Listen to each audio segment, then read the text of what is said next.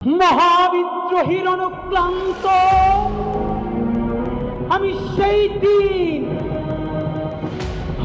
শান্ত, আমি সন্ধ্যায় আমি ঘূর্ণি, আমি পথ সম্মুখে যাহা পাই যাই চূর্ণি, আমি নিত্য পাগল ছন্দ। আমি যদি হত্যা করা হয়, কিন্তু সেই রক্তের বিনিময়ে যদি আপনি শহীদদের রক্তের বিনিময়ে নতুন বাংলাদেশ গড়ে যেতে পারেন, আগামী 1000 বছর বাংলাদেশের মানুষ নামাজে প্রার্থনায় আপনার জন্য শুধু দোয়া করবে। যাই না রাখেন, ইনসাফের বাংলাদেশ কায়েম হওয়ার আগ পর্যন্ত এই রাজপথ আমরা ছেড়ে যাব না। এই মব উস্কাইয়ে দিয়া মিডিয়াকে ডিজিএফআই বলে দিচ্ছে সারাদিন মব দেখাও। এই ফাঁকে ফাঁকে আমরা কি করব? আমরা প্রত্যেকটা আয়নাঘর ভেঙে ফেলবো। এই ফাঁকে আমরা কি করব? বুলেটটা নিচ থেকে আসে না, হয়তো কোনো ছাদ থেকে বা স্নাইপার শুট, কারণ নিচ থেকে আসলে তো আমাদের গায়ে লাগতো। তো তখন আমার মনে আছে যে আমি আসলে কি করব। মানুষ আছে না কিছুক্ষণের জন্য কোনো সিদ্ধান্ত নিতে পারে না যে আমি ওর কাছে যাব নাকি আমি পিছনে ফিরবো। আমি একদম স্থির হয়ে দাঁড়াইছিলাম। তখন আমার কারা যারা সাথে ছিল টেনে করে দূরে নিয়ে গেছে। ওইটার পরে আমার সিদ্ধান্ত চূড়ান্ত হয়েছে যে ও তো আমার একটু পাশে ছিল, ওই গুলিটা তো আমার মাথায় আসতে পারতো, কিন্তু আল্লাহ যে ওরে নিয়ে গেল আর আমারে রেখে গেল, এর মানে আমার কিছু কাজ আছে, এই লড়াইটা আমার জারি রাখতে হবে। সুতরাং এখন আমি শরীফ ওসমান হাদিকে নিয়ে যে গল্পটা বলবো সেটা হচ্ছে শরীফ ওসমান হাদির একজন রাজনৈতিক ফেনোমেনন হয়ে ওঠার গল্প। শরীফ ওসমান হাদি 24 জুলাইয়ের আন্দোলনের এক মহানায়ক, কিন্তু আমরা তার এই নায়কোচিত এবং বিরচিত যে গল্প তা কিন্তু তার মৃত্যুর আগে খুব একটা নোটিস করিনি।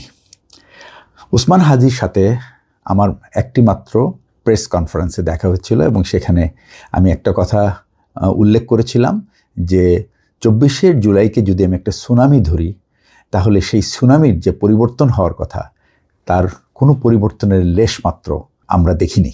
আমি সেখানে এটাও বলেছিলাম যে যদি সুনামি কোনো দেশে হয় তাহলে কিন্তু সেখানে কোনো কিছুই স্বাভাবিক থাকে না, এবং এই ব্যাপারটা শরীফ ওসমান হাদি খুব একটা সহজভাবে নেন নাই, কারণ এটা কিছুটা তরুণ সমাজের ব্যর্থতার ইঙ্গিত করেছিল। এবং ঠিক একই সাথে তিনি একটু খোঁচা দিয়েই আমাদেরকে বলেছিলেন যে আপনারা সেনাবাহিনীর উচ্চপদস্থ কর্মকর্তারা কি করেছেন, তারা তো কিছু করতে পারে নাই। এবং কথাটা আমি হজম করেছি, কিন্তু তার উপরে আমার কোনো রাগ বা অভিমান ছিল না, বা আমার প্রতিবাদ করিনি, কারণ সে যেটা বলেছে অত্যন্ত সত্য কথা বলেছে। হাদির উপরে ইতিমধ্যেই গত 7 দিনে বহু ভিডিও তৈরি হয়েছে, এবং আজকে যে আমি কথাগুলি বলবো এটা হয়তো অনেকের কাছে এটা একটা পুনরুচ্চারণের মতো হবে, তারপরেও আমি মনে করি যে আমার ফিলিংসটা আমি এক্সপ্রেস করতে চাই।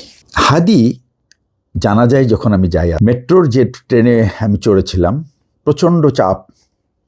আমরা নামলাম ফার্মগেটে, এবং ফার্মগেট থেকে সিঁড়ি দিয়ে আমি নামতে পারছিলাম না, এবং যে চাপটা অনুভব করেছি আমার মনে হয়েছে 2009 সালে আমি যখন হজ করতে যাই এবং যেটা হজের যে তাওয়াফটা, সেই তাওয়াফের সময় যে চাপটা অনুভব করেছি, আমার ট্রেন স্টেশন থেকে জানাজা স্থলে যাওয়ার পথে যেটুকু পথ আমি অতিক্রম করেছি, ঠিক এরকম একটা চাপ আমি অনুভব করেছি।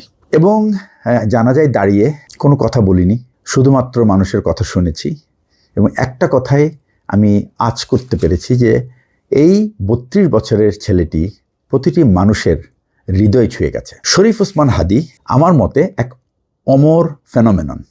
এখন ফেনোমেনন কি? ফেনোমেনন বলতে এমন কোনো ঘটনা, ব্যক্তি বা বিষয়কে বোঝায় যা হঠাৎ করে অনেক মানুষের দৃষ্টি আকর্ষণ করে, ব্যাপক আলোচনা তৈরি করে এবং সমাজ এবং রাজনীতিতে অস্বাভাবিক প্রভাব ফেলে। সহজভাবে বলা যায়, যে বিষয়টি মানুষ উপেক্ষা করতে পারে না, যেটিকে ঘিরে আলোচনা, বিতর্ক ও আগ্রহ তৈরি হয়, সেটি একটা ফেনোমেনন। কেন শরীফ ওসমান হাদির মতো একজন সমাজ রাজনৈতিক কর্মী বাংলাদেশে রাজনৈতিক ফেনোমেনন হয়ে ওঠেন? সহজ ভাষায় এর কয়েকটি কারণ আছে।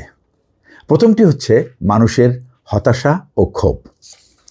বাংলাদেশে অনেক মানুষ প্রচলিত রাজনৈতিক দলগুলোতে আস্থা হারিয়েছে। একই মুখ, একই কথা, একই রাজনীতি দেখে ক্লান্ত। এই অবস্থায় কেউ যদি ভিন্নভাবে কথা বলে, মানুষ তার দিকে নজর দেয়। শরীফ ওসমান হাদি ছিলেন বাংলাদেশের সেই মুখ যে প্রতিদিন বাংলাদেশের মানুষকে তাদের মনের কথাটা বলতেন অবলীলায়। শরীফ ওসমান হাদী বড় কোনো রাজনৈতিক দলের নেতা নন বা তিনি ক্ষমতারও অংশ নন। তাই অনেক মানুষের কাছে তিনি মনে হয়েছে তিনি তাদেরই একজন এবং আমজনতার এক মানুষ। এটাই তাকে আলাদা করে তোলে। তিনি রাজনীতি করতেন ক্ষমতার হিসাব দিয়ে নয়, তিনি রাজনীতি করতেন ন্যায়, অন্যায়, অধিকার ও নৈতিকতার কথা বলে। শরীফ ওসমান হাদীর ভাষা ছিল নৈতিকতা ও ন্যায়ের ভাষা। বাংলাদেশে যখন রাজনীতি অনেক সময় লেনদেনের মতো হয়, তখন নৈতিক ভাষা মানুষকে আকর্ষণ করে। হাদী ছিলেন তরুণ সমাজের আশার প্রতীক। দেশের বড় একটি অংশ তরুণ, যারা সামাজিক মাধ্যমে সক্রিয়, যারা নতুন চিন্তা চায়।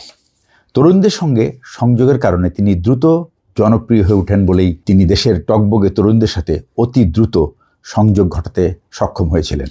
তাই তার কথা বেশিরভাগ তরুণদের সম্মোহিত করতে পেরেছিল। শরীফ ওসমান হাদী তরুণদের ভাষায় কথা বলতেন, এ কারণে তরুণদের মধ্যে তার প্রভাব দ্রুত ছড়ায়। হাদী এমন একজন রাজনৈতিক চরিত্র হয়ে উঠেছিলেন যে তিনি শত হুমকির মধ্যেও পরোয়া না করে ক্রমাগতভাবে ননস্টপ কথা বলে চলেছিলেন স্রোতের বিপরীতে। যখন একজন কর্মী চাপ, সমালোচনা বা ঝুঁকির মুখেও কথা বলা বন্ধ করেন না, মানুষ তখন ভাবে এই মানুষটি সত্যি বিশ্বাস থেকে কথা বলছে। এটাই মানুষকে শরীফ ওসমান হাদীর দিকে আকর্ষিত হবার প্রধানতম কারণ। হাদী তার সমর্থক ও বিরোধী দুই দিকেই সমানভাবে আলোচিত বা সমালোচিত হতেন। কেউ তাকে সমর্থন করে, আবার কেউ কেউ তাকে সমালোচনাও করে, কিন্তু দুপক্ষেই তার কথা বলে। আর যাকে নিয়ে সবাই কথা বলে তিনিই হয়ে ওঠেন ফেনোমেনন। সংক্ষেপে বলা যায়, শরীফ ওসমান হাদী রাজনৈতিক ফেনোমেনন হয়েছেন কারণ বিপ্লবের প্রথম সারির একজন সাধারণ কর্মী হয়েও তিনি মানুষের হতাশা, আশা ও নৈতিক আকাঙ্ক্ষার প্রতীক হয়ে উঠেছিলেন। তিনি ক্ষমতায় না থেকেও রাজনীতির আলোচনায় কেন্দ্রবিন্দুতে চলে এসেছিলেন এবং সবশেষে তিনি দেশের সমাজে সর্বস্তরে আলোচনার কেন্দ্রবিন্দু। এটাই শরীফ ওসমান হাদী একজন রাজনৈতিক ফেনোমেনন।